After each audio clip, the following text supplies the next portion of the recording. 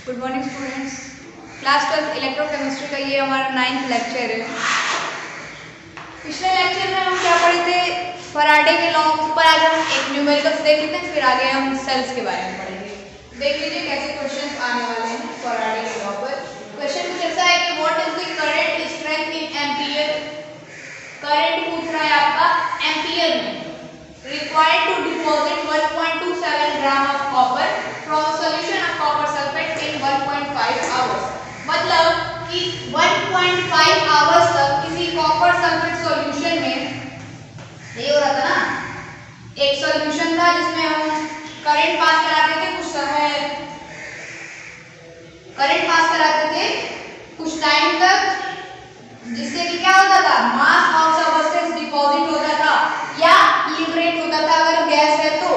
ठीक, तो उसी mass of substance W directly proportional होता था Q, तो वहां से आएगा W ZQ। Z और Q को अपन कहते हैं IT। याद है, यही था हमारा फैराडे का फर्स्ट लॉ। तो ये फर्स्ट लॉ पर ही हमारा क्वेश्चन है। तो आप इसको कैसे सॉल्व करेंगे? क्या गिवन है? I तो आपका पूछ रहा है कि कितना करंट सप्लाई करेंगे कि कितना मास डिपॉजिट होगा, यानी W की वैल्यू गिवन है 1.27 ग्राम। आप केजी में दिया रहेगा तो ग्राम में चेंज कर देंगे, बट यहाँ पर ग्राम में लिखा हुआ है। Copper from a solution of copper sulphate is time given है। टाइम की वैल्यू क्या है? 1.5 आवर। तो 1.5 आवर को आप चेंज करोगे किसमें? सेकंड में। सेकंड में चेंज करने के लिए क्या करेंगे आप? 3600 से मल्टीप्लाई। ये हो गया हमारा। अब फैराडे का फर्स्ट लॉ क्या कहता है? W is equal to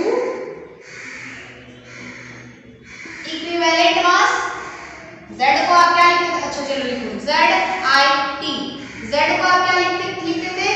equivalent mass upon में फैराडे IT। फैराडे 1 फैराडे की वैल्यू क्या थी? 96500। और इक्विवेलेंट मास क्या? इक्विवेलेंट मास क्या होता है? मोलर मास अपॉन में उसकी एसिडिटी या बेसिसिटी या जितने भी आयन इलेक्ट्रॉन्स ट्रांसफर हो रहे हैं, तो यानी कि नंबर ऑफ इलेक्ट्रॉन्स। और ये फैराडे की क्या होगी? 1 फैराडे 96500, इसका कांस्टेंट की वैल्यू होती है। और IT आपको कुछ समझ आ रही है बात? अब आप क्या करोगे? W की वैल्यू आपको गिवन है 1.27, यहां पुट कर देंगे आप। मास आपको पता है कॉपर का गिवन है, एटॉमिक मास आपको कॉपर का 63.5, यहां पुट कर देंगे आप। I आपका पूछ रहा है, T आपका गिवन है, तो T आप यहां पुट कर देंगे, ये वैल्यू कांस्टेंट है। N की वैल्यू क्या होगी कॉपर के लिए? तो कॉपर सल्फेट सॉल्यूशन में कॉपर किस फॉर्म में निकलेगा? कॉपर के 2+ के फॉर्म में ना, तो यहां पर N की वैल्यू क्या होगी? 2। तो यही सारा आप वैल्यू यहां पर पुट कर दीजिए। 1.27 is equal to molar mass, atomic mass क्या है? 63.5 इनटू I की जो वैल्यू पूछ रहा है, टाइम है हमारा, टाइम है 1.5 इंटू 365 2670। और क्या है यहाँ पर? N क्या होगा? कॉपर सल्फेट सॉल्यूशन के लिए 2 और 96500। अब सॉल्व कर लेंगे। I की वैल्यू क्या हो जाएगी यहाँ से? तो ये सारा इधर आएगा 1.27 इंटू 2 इंटू 96500 अपॉन में 63.5 इंटू 1.5 इंटू 3600। अब बस आप इसको सॉल्व कर लेंगे, आपको I की वैल्यू फाइंड आउट हो जाएगी। तो इस पर भी न्यूमेरिकल्स आ सकते हैं। अब हम अगला पढ़ने वाले हैं primary and secondary cell. Cell हम लोग गैल्वेनिक सेल के बारे में पढ़ते आ रहे थे ना अब तक। तो देखो गैल्वेनिक सेल में हम क्या कर रहे थे? गैल्वेनिक सेल में हम कोई केमिकल एनर्जी कन्वर्ट कर रहे थे इलेक्ट्रिकल एनर्जी में। गैल्वेनिक सेल में यही हो रहा था ना। और बैटरी भी क्या होती? तो बैटरी भी यही होती है हमारी। बैटरी सिंपल बहुत सारे मतलब नंबर ऑफ गैल्वेनिक सेल को आप मिला दोगे तो वही होता है हमारा बैटरी बन जाता है। Single battery number of galvanic cell से मिलकर के बने होते हैं। देखिए, तो गैल्वेनिक सेल से, बहुत सारे गैल्वेनिक सेल से मिलकर के बना बैटरी। कॉमर्शियली जो सेल होते हैं उनको दो पार्ट में डिवाइड किया गया, एक प्राइमरी सेल दूसरा सेकेंडरी सेल। तो आज हम पहले प्राइमरी सेल के बारे में पढ़ेंगे। तो देखो इन दिस सेल होता क्या है कि एक बार आप केमिकल्स कंज्यूम कर देते हैं उस सेल के अंदर, एक बार केमिकल कंज्यूम कर देंगे तो फिर फर्दर उसमें रिएक्शंस नहीं पॉसिबल है। जितने आप कंज्यूम कर देंगे उतना ही रिएक्शन होगा। ऐसा नहीं होगा कि आप एक्सटर्नल करंट उसमें पास करा करके रिवर्स चार्ज कर लेंगे उसको, चार्ज नहीं होता है वो, उसकी लिमिट लाइफ फिक्स होती है कि वो इतने दिन तक ही चलेगा। समझ में आ रहा है? तो इसका जैसे अब हमको प्राइमरी सेल में एग्जांपल में हमको पढ़ना है एक ड्राई सेल। ड्राई सेल क्या होता है? प्राइमरी होता है, मतलब प्राइमरी सेल होता है, एक बार चार्ज फिर वो दोबारा रिवर्स चार्जिंग नहीं होता है, इनडेफिनिट लाइफ नहीं होती है उसकी, डेफिनिट लाइफ होती है। और दूसरा बटन सेल, हमको दो प्राइमरी सेल के बारे में पढ़ना है। तो अभी देखो हम फर्स्ट पढ़ते हैं ड्राई सेल के बारे में कि ड्राई सेल में होता क्या है। तो देखो ड्राई सेल जो आप लोग ये क्लॉक में लगता है दीवार की घड़ी में, रिमोट में लगता है, वो है कौन सा? Dry cell. उसमें क्या होता है बच्चा, देखिए उसमें एक बीच में ग्रेफाइट की एनोड, ग्रेफाइट की रॉड लगी होती है सेंटर में वो, ठीक है, कुछ ऐसा होता है।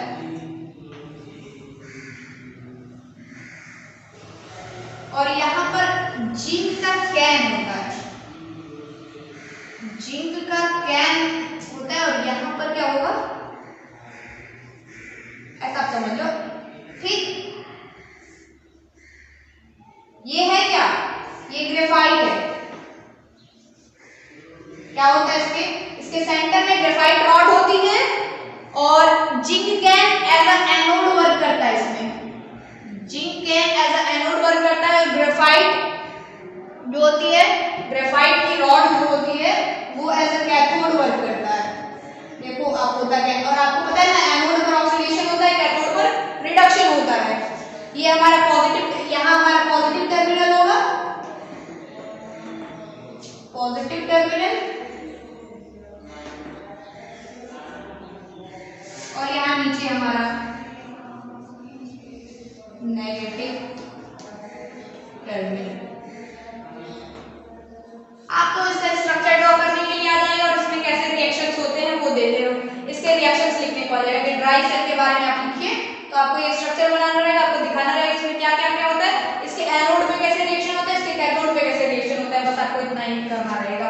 इसमें बीच में पेस्ट रहता है, बीच में क्या होता है ग्रेफाइट और इस जिंक, ये देखो दोनों साइड है, ऐसे आप समझो ये सर्किल है पूरा सिलेंड्रिकल शेप का।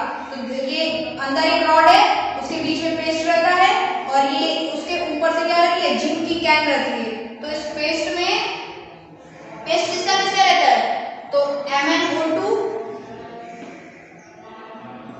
ZnCl2 रहता है, इसमें अमोनिया NH4Cl और एक और रहता है कार्बन, कार्बन रहता है इसके अंदर, ठीक है। अब देखो आप, ये हो गया हमारा स्ट्रक्चर। अब देखो होता क्या है, एनोड पर क्या होगा, जैसे ही सेल रिएक्शंस होंगे, ठीक है, तो क्या होगा एट एनोड, कैसे रहेगा यहाँ लिखते हैं एट नेगेटिव टर्मिनल को इरेज कर देते हैं, आप इधर लिख दीजिए, ये क्या है हमारा नेगेटिव टर्मिनल। ये देखो एट एनोड क्या होगा, क्या होता है एनोड पर ऑक्सीडेशन होता है ना, तो जिंक कैन का क्या होगा ऑक्सीडेशन, तो Zn 2 इलेक्ट्रॉन लूज करके Zn2+ में आएगा। और ये जो 2 इलेक्ट्रॉन्स आएंगे यही क्या होगा हमारा, ये होगा हमारा ऑक्सीडेशन। क्या होगा, जिंक 2 इलेक्ट्रॉन लूज करके ऑक्सीडाइज हो जाएगा और वो जो 2 इलेक्ट्रॉन होगा इस रॉड पर डिपॉजिट होगा एट कैथोड, कैथोड पर क्या होगा वो डिपॉजिट होगा। तो the electrons utilized by carbon rod, अरे ग्रेफाइट की जो रॉड है कार्बन, कार्बन की होती है, तो the electrons utilized by carbon rod as the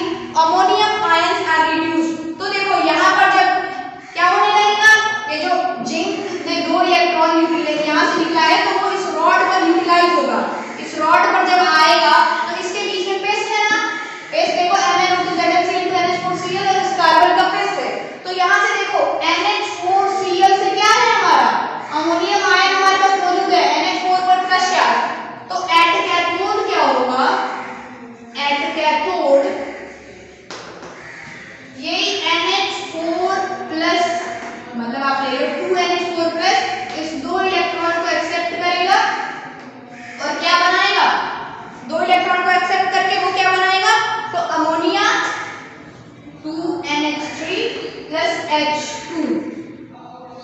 अब देखो आप हो गया ना, 8 है वहां पर, 6 to 8 बैलेंस है, 2 इलेक्ट्रॉन एक्सेप्ट करके, तो यहाँ पर ऑक्सीडाइज कौन हुआ, जिंक ऑक्सीडाइज हो गया और अमोनियम आयन क्या हो गया, रिड्यूस हो गया, इसका रिडक्शन हो गया। समझ में आ रहा है, यहाँ पर रिडक्शन हो गया, यहाँ पर ऑक्सीडेशन हो गया, ऑक्सीडेशन और रिडक्शन दोनों हो गया तो क्या हो गया, रिडॉक्स रिएक्शन हो गया। हमारा रिडॉक्स रिएक्शन होता है तो क्या इसमें एनर्जी चेंज हो जाती है, इलेक्ट्रिकल एनर्जी में कन्वर्ट हो जाती है, स्पॉन्टेनियस रिडॉक्स रिएक्शन होता है। तो यही तो हमारा गैल्वेनिक सेल था, हमने करा दिया है, एनोड कैथोड, हमारा ऑक्सीडेशन रिडक्शन हो गया, जिससे कि क्या होगी, करंट फ्लो करेगी। देखो जो कैथोड पर अमोनिया प्रोड्यूस होगा जिंक आयन के साथ, ये जो जिंक आयन है, यहाँ पर जो अमोनिया प्रोड्यूस हो रहा है कैथोड पर NH4, यहाँ से देखो, यहाँ पर देखो इलेक्ट्रॉन आया था, इलेक्ट्रॉन डिपॉजिट हुआ था, तो ये यूटिलाइज हो जाएगा अमोनिया आयन जो कि बेस में होगा उससे और बना देगा अमोनिया। ठीक है, तो देखो यहाँ से बना अमोनिया, यहाँ से बना अमोनिया कैथोड पर, और यहाँ से क्या बना है, एनोड Zn2+ आया था ना, रिड्यूस हो गए, 2 इलेक्ट्रॉन तो यूटिलाइज हो गए अमोनिया में, लेकिन ये Zn2+ तो है ना अभी, तो ये क्या होता है, यही Zn2+ इस अमोनिया से रिएक्ट करता है NH3 से और एक कॉम्प्लेक्स आयन बनाता है, कॉम्प्लेक्स आयन Zn NH4 और 2+, NH4 नहीं, अमोनिया ना, NH3 का बोल 4 पर 2+। ये आप कॉम्प्लेक्स क्या होता है, ये कोऑर्डिनेशन केमिस्ट्री एक चैप्टर है, एकदम लास्ट चैप्टर है आपका केमिस्ट्री का, उस चैप्टर में आप अच्छे समझेंगे, अच्छे से इसी पूरे कॉम्प्लेक्स के बारे में ही है वो चैप्टर। बस आप यहाँ पर इतना समझिए कि Zn2+ जो कि यहाँ से निकलता है और NH3 जो कि यूटिलाइज होने के बाद, अमोनियम आयन यूटिलाइज होने के बाद मिल जाए, वो दोनों आपस में कंबाइन होकर के एक कॉम्प्लेक्स का फॉर्मेशन करते हैं। अब देखो क्यों इसको बोला गया है कि ये इसकी लाइफ फिक्स्ड होगी, तो देखो इसमें जो पेस्ट है उसमें अमोनियम आयन, अमोनियम क्लोराइड मौजूद है ना, उसी से तो ये जिंक यहाँ से जा रहा है, जिंक यहाँ से जा रहा है और ये रॉड है। ठीक है, तो जिंक क्या है, जिंक एक मेटल है ना, जिंक क्या है, एक मेटल है, तो ये कभी ना कभी तो कोरोड होगा ना, कोरोड होगा फिर धीरे धीरे खत्म हो जाएगा, तो इसकी लाइफ उससे छोड़िए, आपको बस इतना करना है। ठीक है, ड्राई सेल स्ट्रक्चर बताओगे आप, ये दिखा दोगे, ये पॉजिटिव टर्मिनल नेगेटिव टर्मिनल, बीच में ग्रेफाइट रॉड होती है, पेस्ट किसका होता है, तो MnO2 ZnCl2 अमोनियम क्लोराइड और कार्बन, और उसके ऊपर क्या होता है, तो क्या बोलते हैं, जिंक का कैन लगा होता है, ये एज एनोड वर्क करेगा क्योंकि जिंक का क्या हो रहा है, ऑक्सीडेशन होता है, इसलिए ये एनोड रहेगा, और यहाँ पर क्या होगा, इस कैथोड पर ग्रेफाइट है, यहीं पर वो इलेक्ट्रॉन यूटिलाइज करेगा अमोनियम आयन को जो कि प्रोड्यूस हो रहा होगा यहाँ से। ठीक है, अमोनियम आयन को यूटिलाइज कर देगा, रिडक्शन हो जाएगा, रिडॉक्स रिएक्शन हुआ, रिडॉक्स रिएक्शन से क्या हो गया, इलेक्ट्रिक करंट जनरेट हो गया। अब देखो यहाँ जो इलेक्ट्रिक, तो ये जो सेल बनता है, इस सेल की पोटेंशियल होती है कुछ 1.06 वोल्ट, ये भी आप लिख देंगे उसमें 1. और ड्राई सेल को आप लेक्लेंची सेल भी कहते हैं, लेक्लेंची क्या बोलते हैं, लेक्लेंची सेल,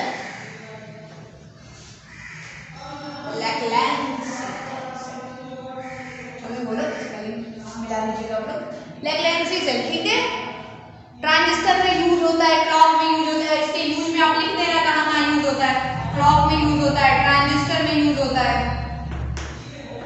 और बहुत सारे एग्जांपल्स दिए होंगे बुक में, आप उसको लर्न कर लीजिएगा। ठीक है, आपको क्या क्वेश्चंस में ऐसे नहीं क्वेश्चन आने वाले, सीधे बोले आप ड्राई सेल के बारे में लिखो, तो आपको लिखना है। ठीक है, या ड्राई सेल में एट एनोड, ये आपको रिएक्शंस याद होने चाहिए, रिएक्शन सही, तो ये तो अभी यहाँ पर बस एक रिवर्स प्रोसेस तो हो नहीं रहा है, आपको बस यहाँ पर 2 रिएक्शन याद करना है। दूसरा आप लोग पढ़ने वाले हैं बटन सेल के बारे में,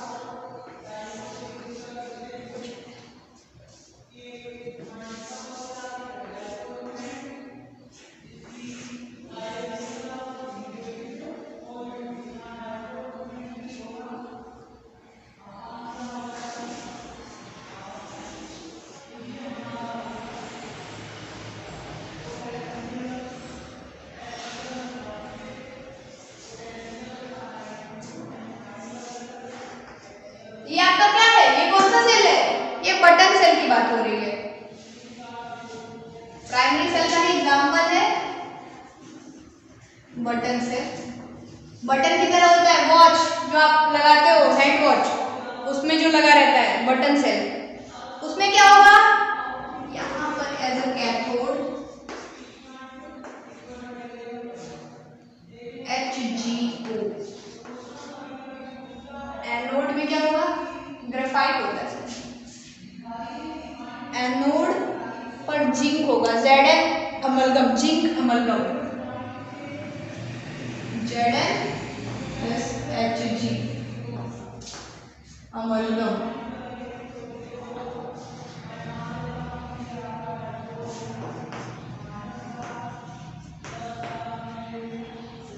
नेगेटिव टर्मिनल भी होगा हमारा ये, और ये कैथोड पॉजिटिव टर्मिनल। और इसमें भी पेस्ट होता है, बीच में इलेक्ट्रोलाइट होता है KOH का, इलेक्ट्रोलाइट KOH। ठीक है, अब देखिए इसमें रिएक्शन क्या होता है, एट एनोड। एनोड पर क्या होगा, इसकी रिएक्शन सीधे लिखते हैं, इसको थोड़ा इधर कर देते हैं, यहाँ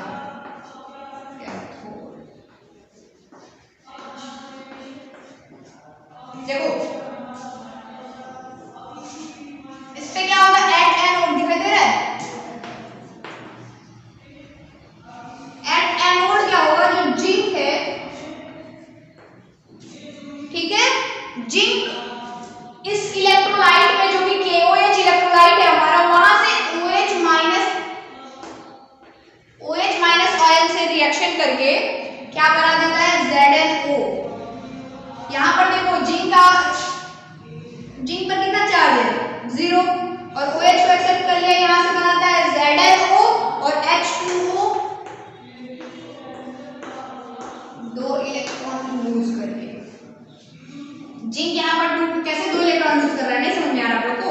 यहाँ देखो जिंक पर कितना चार्ज है, 0, कोई चार्ज नहीं है। यहाँ पर ऑक्सीजन पर कितना होता है, -2, तो जिंक पर कितना है, +2, यानी कि जिंक यहाँ से कितने इलेक्ट्रॉन लूज किया, 2 इलेक्ट्रॉन, यहाँ से 2 इलेक्ट्रॉन लूज करके Zn में 2+ पर गया ना, तो वही ये कैसे जिंक पर 2+ आता है, तो यही OH से जब रिएक्ट करता है तो ZnO बनाता है, जिंक ऑक्साइड, और वाटर +2 इलेक्ट्रॉन लूज करता है।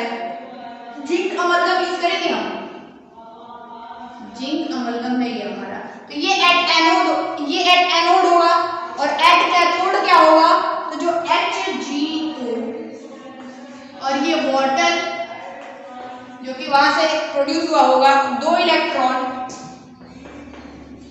एक्सेप्ट करता है, ये एट कैथोड वर्क होगा, और क्या बनाएगा, Hg plus OH minus ion. देखिए क्या हो रहा है, HgO which means 2+, और किसमें अरे 2 माइनस, तो Hg पर 2+ है ना यहाँ पर, और वो चेंज किसमें हो गया, Hg पर, यानी कि यहाँ पर मर्क्यूरी का क्या हो गया, मर्क्यूरी ऑक्साइड का रिडक्शन हो गया। तो यहाँ भी दोनों प्रोसेस हो गए, यहाँ ऑक्सीडेशन हो गया, यहाँ 2 इलेक्ट्रॉन एक्सेप्ट करके रिडक्शन हो गया, यानी रिडॉक्सिलेशन हमने करा दिया, रिडॉक्सिलेशन करा तो क्या इलेक्ट्रिक एनर्जी में चेंज हो जाएगा। तो इन दिस सेल जिंक क्या है, एनोड है, एंड HgO क्या है, कैथोड है। तो आप इसके आगे लिख देना कि जिंक क्या है, एनोड है, और HgO क्या है, कैथोड है, और इलेक्ट्रोलाइट किसका पेस्ट है, तो ZnO plus HgO, ZnO plus KOH का पेस्ट है। और कहाँ यूज होता है, इसको आप लिख देना, इसका यूज कहाँ होता है, तो इसकी हियरिंग इज वही वॉच, हैंड वॉच में यूज होता है। और कहाँ यूज होता है, इलेक्ट्रॉनिक वॉच, हियरिंग एड में यूज होता है। हाँ, एक और चीज इंपॉर्टेंट चीज, आप इसका सेल पोटेंशियल आप इसका लिखोगे 1.35 वोल्ट। इफ वी कुछ कॉमन चीजें हैं दोनों में, वही लिखनी है। आप स्ट्रक्चर ड्रॉ करना है, आपको बताना है कौन-कौन क्या-क्या होता है, एट एनोड क्या कौन सा रिएक्शन होगा, एट कैथोड कौन सा रिएक्शन होगा, फिर आप फुल रिएक्शन लिखेंगे कि ओवरऑल रिएक्शन क्या होता क्या है, दिखाई दे रहा है क्या, फुल रिएक्शन क्या हो रहा है, ये लिखा हुआ Zn, ये देखो OH आया था, OH निकल भी गया, तो ये तो कैंसिल हो गया, H2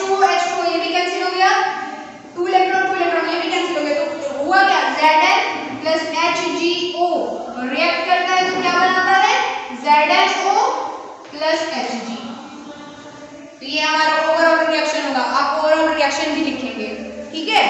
तो ये हो गया हमारा प्राइमरी सेल का 2 एग्जाम्पल, ये 2 पढ़ रहे थे प्राइमरी सेल। अब हम नेक्स्ट लेक्चर में सेकेंडरी सेल के बारे में पढ़ेंगे और ये हमारा चैप्टर फिनिश होने के। Thank you.